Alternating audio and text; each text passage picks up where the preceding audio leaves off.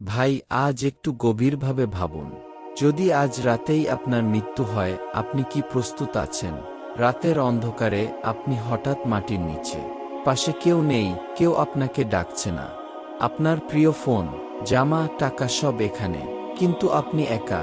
হঠাৎ দুটি ফেরেশতা এসে জিজ্ঞেস করছে, কে তোমার রব? তোমার দিন কি? আপনি কি তখন সঠিক উত্তর দিতে পারবেন? হায় আফসোস, এখনই যদি মৃত্যু আসে, আর কোনো সময় থাকবে না। মৃত্যুর মুহূর্ত কেমন হয় তা কল্পনা করুন। হঠাৎ হৃৎস্পন্দন থেমে যায়, নিঃশ্বাস চলে যায়। পরিবার চিৎকার করে, ডাক্তার সাহায্য করছে, কিন্তু আল্লাহ ঠিক সময় নিয়েছেন। শেষ নিঃশ্বাসে আত্মা বের হয়। আপনার প্রিয় মানুষ আপনাকে ধরে রাখে, কিন্তু আপনি সরে যাচ্ছেন। জানাজা পড়ানো হয়, সবাই কাঁদছে, আপনি একা হয়ে যাচ্ছেন। দাফন করা হচ্ছে, মাটির নিচে নামানো হচ্ছে। স্মরণ করুন, কোনো টাকা, ফোন, কাপড় আপনাকে সাহায্য করতে পারবে না। আপনার একমাত্র সঙ্গী আপনার আমল। কবরের প্রথম রাত, এক অন্ধকার, নিঃসঙ্গ, শীতল রাত। চারপাশে শুধু মাটি। হঠাৎ দুই ফেরেশতা হাজির হয়ে জিজ্ঞেস করে, কে তোমার রব? তোমার দিন কি? তোমার নবী কে?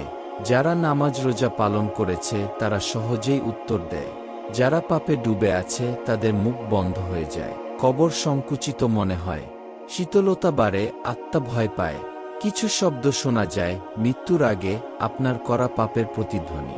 উদাহরণ, এক যুবক নামাজ পড়ত না, তার জবাব হল কবরের আযাব। দুই ফেরেশতা, নাকির ও মুনকির। প্রশ্ন শুরু হল, কে তোমার রব? উত্তর জানাতে হবে। তোমার দিন কি? আবার উত্তর দিতে হবে, তোমার নবী কে? যারা জানাজাতে উপস্থিত ছিল তাদের চোখে জল। যারা পাপে মগ্ন তাদের জিহ্বা আটকে যায়। কবরের চারপাশ ভীষণ ঠান্ডা ও ভয়ঙ্কর।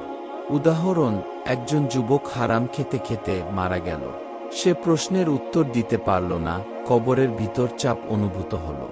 যারা হারাম সম্পর্ক করেছে, নেশা করেছে, টিকটক জুয়া করেছে, তাদের কবরের অভিজ্ঞতা ভীষণ। আগুনের শিখা, সাপের মতো ভয়। অন্ধকার, নিঃশ্বাস আটকে যায়। তাদের চিৎকার শুনতে পাওয়া যায় না। পরিবার কাঁদছে, কিন্তু তারা সাহায্য করতে পারে না। উদাহরণ, একজন পাপী ব্যবসায়ী মৃত্যুর আগে অনেক লোভী, শেষ রাতে কবরের চাপ অনুভব করে। হাদিসে আছে, যদি মানুষ কবরের শাস্তি শুনত, কেউ সেখানে হাসত না। যারা নামাজ, রোজা, যাকাত নিয়মিত করেছে তাদের কবর আলোকিত। তাদের কবর যেন জান্নাতের বাগান, আল্লাহ তাদেরকে শান্তি দেয়। উদাহরণ, সাহাবী রাজি শহীদ হয়ে গেলেন। তার কবর থেকে সুগন্ধি বের হচ্ছিল। তারা একেবারে নির্ভরশীল ও স্বস্তিতে। দর্শকরা বুঝবে পার্থক্য। ভাই, এখনো সময় আছে। এখনই নামাজ পড়ুন, পাপ থেকে ফিরে আসুন, হঠাৎ মৃত্যু আসতে পারে।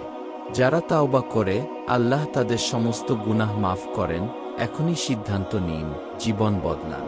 হারাম ছাড়ুন, ভালো কাজ শুরু করুন। ছোট ছোট আমলও আপনাকে কবরের আলো দেবে। ভাই, ভাবুন, আজ রাতেই যদি মৃত্যু আসে কেমন হবে? কবরের অন্ধকার, নিঃসঙ্গতা। শুধু আপনার আমল আপনাকে সঙ্গ দেবে। তাই এখনই ফিরে আসুন আল্লাহর পথে, তাওবা করুন। নামাজ শুরু করুন, হারাম থেকে দূরে থাকুন। আল্লাহ আমাদের কবরের প্রথম রাতকে আলোকিত করুন, শান্তিপূর্ণ করুন।